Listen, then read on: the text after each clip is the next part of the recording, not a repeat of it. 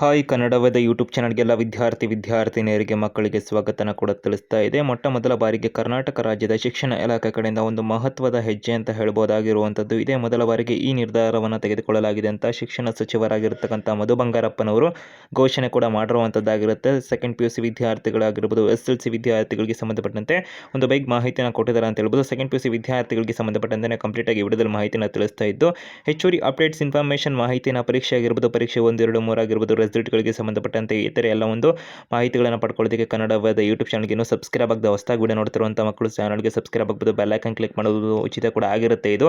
ಹಾಗೆ ಡಿಸ್ಕ್ರಿಪ್ಷನಲ್ಲಿ ಕನ್ನಡವಾದ ಅಫಿಷಿಯಲ್ ಒಂದು ವೆಬ್ಸೈಟ್ ಲಿಂಕ್ ಕೂಡ ಇರುತ್ತೆ. ಅಲ್ಲಿ ಕೂಡ ಹೆಚ್ಚುವರಿ ಅಪ್ಡೇಟ್ಸ್ ಇನ್ಫಾರ್ಮೇಷನ್ ಮಾಹಿತಿನ ನೀವು ಕ್ವಿಕ್ ಆಗಿ ಪಡ್ಕೊತಾ ಇರೋದಾಗಿರುತ್ತೆ. ಇವರು ಡಿಸ್ಕ್ರಿಪ್ಷನಲ್ಲಿ ಟೆಲಿಗ್ರಾಮ್ ಚಾನಲ್ ಲಿಂಕ್ ಕೂಡ ಇರುತ್ತೆ. ಅಲ್ಲಿ ಜಾಯ್ನ್ ಆಗೋರ ಮುಖಾಂತರ ಕೂಡ ಬೇಗ ಮಾಹಿತಿನ ನೀವು ಎಲ್ಲರಿಗಿಂತ ಮೊದಲೇ ತಿಳ್ಕೊತಾ ಇರೋದಾಗಿರುತ್ತೆ. ವಿಡಿಯೋ ನೋಡಿದ ನಂತರ ಇವರು ಡಿಸ್ಕ್ರಿಪ್ಷನ್ ಲಿಂಕ್ ಇರುತ್ತೆ, ಅಲ್ಲಿ ಕೂಡ ಜಾಯ್ನ್ ಆಗಬಹುದಾಗಿರುತ್ತೆ. Instagram, Facebook, WhatsApp channel link ಎಲ್ಲ ಕೂಡ ಇರುತ್ತೆ ಅಂತ ಹೇಳ್ತಾ ಈಗ ಒಂದೊಂದಾಗಿ ಅಪ್ಡೇಟ್ಸ್ಗಳನ್ನು ತಿಳ್ಕೊಳ್ತಾ ಹೋಗೋಣ. ಕರ್ನಾಟಕ ರಾಜ್ಯದಲ್ಲಿ SLC ಮತ್ತು ದ್ವಿತೀಯ PUC ವಿದ್ಯಾರ್ಥಿಗಳಿಗೆ ಸಂಬಂಧಪಟ್ಟಂತೆ ಒಂದು ಪರೀಕ್ಷೆಗೆ ಸಂಬಂಧಪಟ್ಟಂತೆ ಶಿಕ್ಷಣ ಸಚಿವರಾದಂಥ ಮಧು ಬಂಗಾರಪ್ಪನವರ ನೇತೃತ್ವದಲ್ಲಿ ಫೆಬ್ರವರಿ ತಿಂಗಳ 17, 2026 ಒಂದು ಮಹತ್ವದ ಸಭೆ ಕೂಡ ಆಯಿತು ಅಂತ ಹೇಳ್ಬೋದಾಗಿರುವಂಥದ್ದು.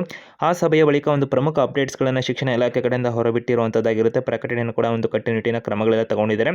ಇದ್ರ ಬಗ್ಗೆ ನಾವು ಕೂಡ ವಿಡಿಯೋ ಮಾಡಿ ನಿಮಗೆ ಮಾಹಿತಿನ ಕೊಟ್ಟಿದ್ದೀವಿ ಅಂತ ಹೇಳ್ಬೋದಾಗಿರುವಂಥದ್ದು. ಪ್ರಮುಖವಾಗಿ ಅದರಲ್ಲಿ ಬಂದಿರತಕ್ಕಂಥ ಒಂದು ಬಿಗ್ ಅಪ್ಡೇಟ್ ಅಂತಂದರೆ ಐತಿಹಾಸಿಕ ಹೆಜ್ಜೆ, ಅಥವಾ ಇದಕ್ಕೂ ಮುಂಚೆನೇ ಈ ರೀತಿಯಾಗಿ ಇರಲಿಲ್ಲ ಅಂತ ಹೇಳ್ಬೋದಾಗಿರುವಂಥದ್ದು. ಶಿಕ್ಷಣ ಇಲಾಖೆ ಕಡೆಯಿಂದ ಪ್ರಮುಖ ಅಪ್ಡೇಟ್ಸ್ಗಳನ್ನು ಕೊಟ್ಟಿದ್ದು, ಕರ್ನಾಟಕ ಶಾಲಾ ಪರೀಕ್ಷೆ ಮತ್ತು ಮೌಲ್ಯ ನಿರ್ಣಯ ಮಂಡಳಿ ಕಡೆಯಿಂದ ಇದೇ ಫೆಬ್ರವರಿ 28 ಮಾರ್ಚ್ ತಿಂಗಳ 17 ಒಂದು ವಿಷಯಧಾರಿ ಅಂದರೆ ಕರ್ನಾಟಕ ರಾಜ್ಯದಲ್ಲಿ ದ್ವಿತೀಯ PUC ಒಂದು ಪರೀಕ್ಷೆ 1 ನಡೆಯುತ್ತಿದೆ ಅಂತ ಶಿಕ್ಷಣ ಇಲಾಖೆಯವರು ಮಾಹಿತಿನ ಕೊಟ್ಟಿರುವಂಥದ್ದಾಗಿರುತ್ತೆ. ವೇಳಾಪಟ್ಟಿ ಎಲ್ಲ ಕೂಡ ಪ್ರಕಟ ಮಾಡಿದ್ದೀವಿ ಅಂತ ಅವರು ಮಾಹಿತಿನ ಕೊಟ್ಟಿರುವಂಥದ್ದಾಗಿರುತ್ತೆ. ಈ ಬಾರಿ ದಾಖಲೆಯ ಪ್ರಮಾಣದಲ್ಲಿ ಕೂಡ ಒಂದು SLC ಆಗಿ ದ್ವಿತೀಯ PUC ವಿದ್ಯಾರ್ಥಿಗಳ ಪರೀಕ್ಷೆಗೆ ನೋಂದಣಿ ಕೂಡ ಆಗಿದ್ದು, ದ್ವಿತೀಯ PUC ಪರೀಕ್ಷೆಯನ್ನು ಈ ಬಾರಿ ತೆಗೆದುಕೊಳ್ತಿರುವಂಥ ಮಕ್ಕಳ ಸಂಖ್ಯೆಯನ್ನು ಗಮನಿಸುವಂಥದ್ದರೆ ಪ್ರಮುಖವಾಗಿ ಶಿಕ್ಷಣ ಇಲಾಖೆಯವರು ಕೂಡ ಒಂದು ಅಧಿಕೃತ ಒಂದು ಮಾಹಿತಿನ ಕೂಡ ತಿಳಿಸಿದ್ದಾರೆ. ಆ ಪ್ರಕಾರದಲ್ಲಿ ಈ ಬಾರಿ ಪರೀಕ್ಷೆಯನ್ನು ತೆಗೆದುಕೊಳ್ತಿರುವಂಥ ದ್ವಿತೀಯ PUC ವಿದ್ಯಾರ್ಥಿಗಳು 7,10,363 ಮಕ್ಕಳು ಪರೀಕ್ಷೆಯನ್ನು ತೆಗೆದುಕೊಳ್ತಿದ್ದಾರೆ. ಹೊಸದು ಅಂದರೆ ರೆಗ್ಯುಲರ್ ಅಭ್ಯರ್ಥಿಗಳಾಗಿರ್ಬೋದು, ರಿಪೀಟರ್ ಅಭ್ಯರ್ಥಿಗಳು ಮತ್ತು ಖಾಸಗಿ ಅಂದರೆ ಪ್ರೈವೇಟ್ ಕ್ಯಾಂಡಿಡೇಟ್ಸ್ ಎಲ್ಲ ಪರೀಕ್ಷೆಯನ್ನು ತಗೋತಿದ್ದಾರೆ ಅಂತೆಲ್ಲ ಅಪ್ಡೇಟ್ಸನ್ನು ಕೊಟ್ಟಿದ್ದಾರೆ. ಸೊ ಪರೀಕ್ಷೆ ಜೊತೆಗೆ ಕಂಪ್ಲೀಟ್ ಆಗಿ ಒಂದು ಪರೀಕ್ಷಾ ಕೇಂದ್ರಗಳಾಗಿರ್ಬೋದು 1217 ಪರೀಕ್ಷಾ ಕೇಂದ್ರಗಳಲ್ಲಿ ಒಂದು ಪರೀಕ್ಷೆಗಳನ್ನು ನಡೆಸಲಾಗ್ತಿದೆ ಅಂತೆಲ್ಲ ಮಾಹಿತಿನ ಕೂಡ ಕೊಟ್ಟಿದ್ದು. ಸೊ ಇದು ಸಾಮಾನ್ಯ ವಿಷಯ ಅಂತಲೇ ಹೇಳ್ಬೋದಾಗಿರುವಂಥದ್ದು. ಈಗ ಇಲಾಖೆ ಕಡೆಯಿಂದ ಕೊಟ್ಟಿರ್ತಕ್ಕಂಥ ಬಿಗ್ ಅಪ್ಡೇಟ್ ಅಥವಾ ಹೊಸ ಒಂದು ಮಹತ್ವದ ಬದಲಾವಣೆ ಏನಾಗಿದೆ ಅಂದರೆ, ಫಲಿತಾಂಶಕ್ಕೆ ಸಂಬಂಧಪಟ್ಟಂತೆ ಇನ್ನೂ ಪರೀಕ್ಷೆನೇ ಆಗಿಲ್ಲ, ಪರೀಕ್ಷೆ ಶುರು ಕೂಡ ಆಗಿಲ್ಲ. ಇದೇ ಸಂದರ್ಭದಲ್ಲಿ ಫಲಿತಾಂಶ ದಿನಾಂಕ ಸಂಬಂಧಪಟ್ಟಂತೆ ಶಿಕ್ಷಣ ಇಲಾಖೆಯಿಂದ ಮಹತ್ವದ ಒಂದು ಮಾಹಿತಿಯನ್ನು ಕೊಟ್ಟಿದ್ದಾರೆ ಅಂತ ಹೇಳ್ಬೋದಾಗಿರುವಂಥದ್ದು.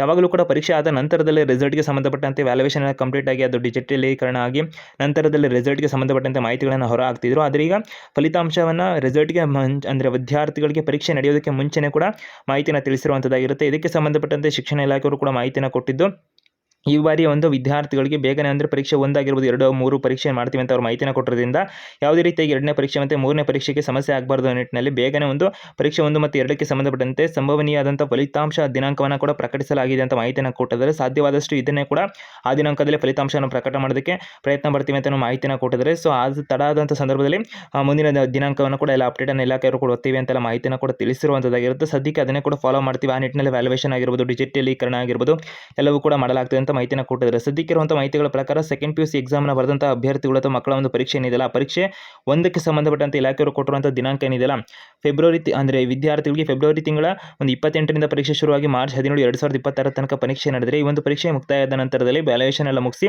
ಏಪ್ರಿಲ್ ತಿಂಗಳ 7, 2026 ಒಳಗೆ ಅಭ್ಯರ್ಥಿಗಳಿಗೆ ಆ ದಿನಾಂಕದಂದು ಪರೀಕ್ಷಾ ಫಲಿತಾಂಶವನ್ನು ಪ್ರಕಟ ಮಾಡಬೇಕು ಅಂತ ಒಂದು ಸಂಭಾವ್ಯ ದಿನಾಂಕವನ್ನು ಇಲಾಖೆ ಕಡೆಯಿಂದ ಇಟ್ಕೊಂಡಿದ್ದಾರೆ ಅಂತ ಹೇಳ್ಬೋದಾಗಿರುವಂಥದ್ದು.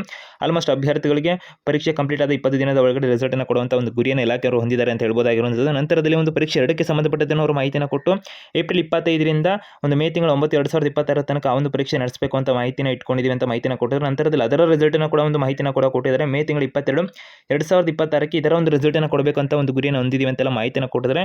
ಸದ್ಯಕ್ಕೆ ಈ ಒಂದು ಮಾಹಿತಿ ಆಗಿರುವಂಥದ್ದು. ಹೆಚ್ಚುವರಿ ಅಪ್ಡೇಟ್ಸ್ ಇನ್ಫಾರ್ಮೇಷನ್ ಬಂದಾಗ ನಮ್ಮ ಕನ್ನಡ ಯೂಟ್ಯೂಬ್ ಚಾನಲ್ ನಿಮಗೆ ಮಾಹಿತಿನ ಕೊಡ್ತೀವಿ. ಅದಕ್ಕೆ ಚಾನಲ್ಗೆ ಸಬ್ಸ್ಕ್ರೈಬ್ ಆಗಿ ಬೆಲ್ ಐಕಾನ್ ಕ್ಲಿಕ್ ಮಾಡಿ.